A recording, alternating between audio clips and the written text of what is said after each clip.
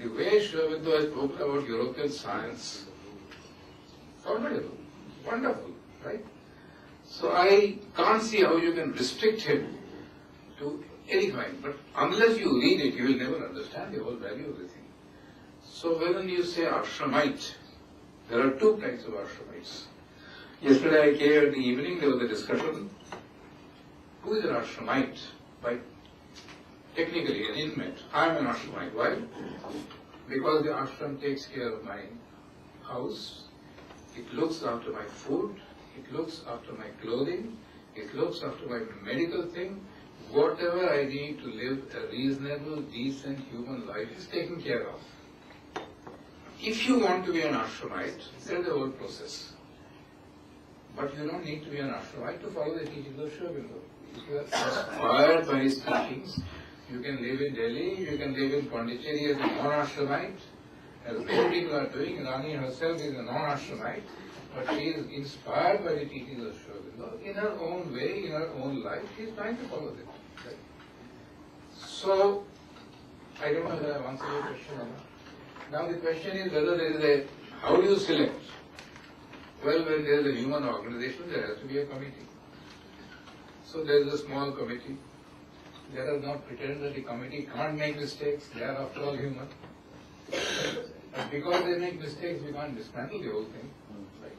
So we are struggling through our mistakes. We are all making mistakes. As human beings, we are bound to make mistakes. And they get corrected sooner or later. But answer your question. I have a question, and I want to first of all thank you very much for that very lovely discourse. And I'm totally convinced my personal life what you're saying is, I believe in that. But I have a question as to this Rashtra. As to this nation. Nation. I have a nation because you just spoke of spiritual governance. You know, and I have been a student of history. I'm an architect, army officer. And every stage of our life we are beaten by outsiders.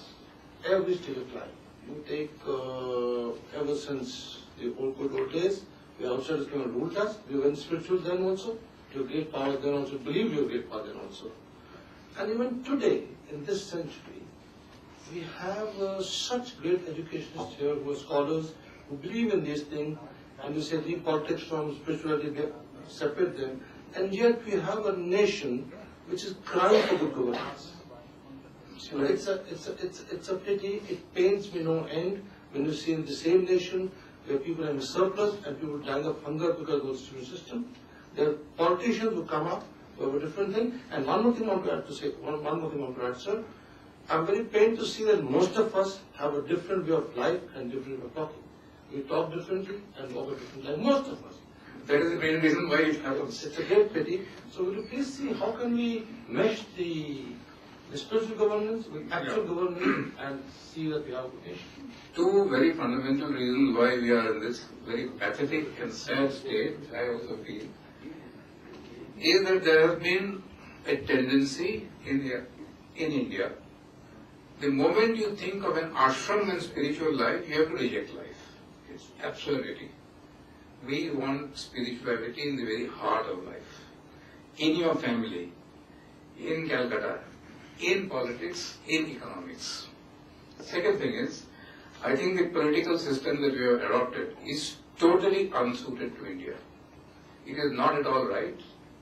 I would not like to say that too loudly, but I am just going to say it. I think we have replaced the East India Company by the national government. They are as bad, if not worse. Right? There is hardly much that they are doing for the country. They are doing something, but we need to have a radical change that takes place. Right? That is number two. And number three, you yourself pointed, we talk one thing and we do one thing. How do you expect any success to take place? Right? So I think that the system of education that we are giving today to our children is so flawed.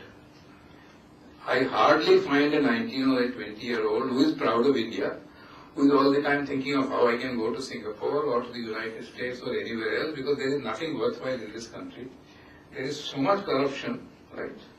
And why is there corruption? That's a very deep political system. And I would like to say one thing, that I think even there, if you read seriously, Shobindo has a lot to contribute. He has written 3 books, besides those articles which are there in the Vande Mataram. The Foundations of Indian Culture, The Human Cycle, which is dealing with social thought, The Ideal of Human Unity, and all these articles in the Vande Mataram, which I think will give you a very clear guideline as to where the country can go. So now again, that can't be done in a short period of 2 minutes, right? It needs a lot of work. I would like to finish, can I? One small thing. One more observation. Excuse me, sir. About just one thing. You made a statement about a young Indian today not for the country. I feel other way around. I think every young Indian is charged to do well for the country till he comes to the system and sees that he does not make any headway till he changes his ways of thinking.